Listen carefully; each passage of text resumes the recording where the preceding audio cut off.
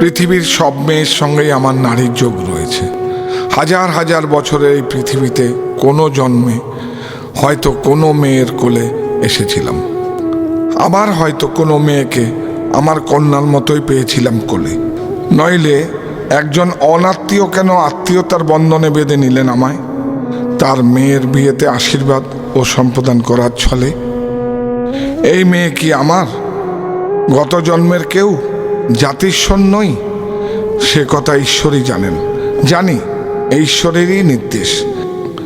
সেই নির্দেশেই আমি এক মেয়ের পিতৃসম হয়ে আশীর্বাদ ও সম্প্রদান পর্বে ছিলাম পিতারই ভূমিকায়। এ আমার জীবনের পরম পাওয়া। ঈশ্বরের কাছে আরও একবার নতজানু হই আমি। নমস্কার।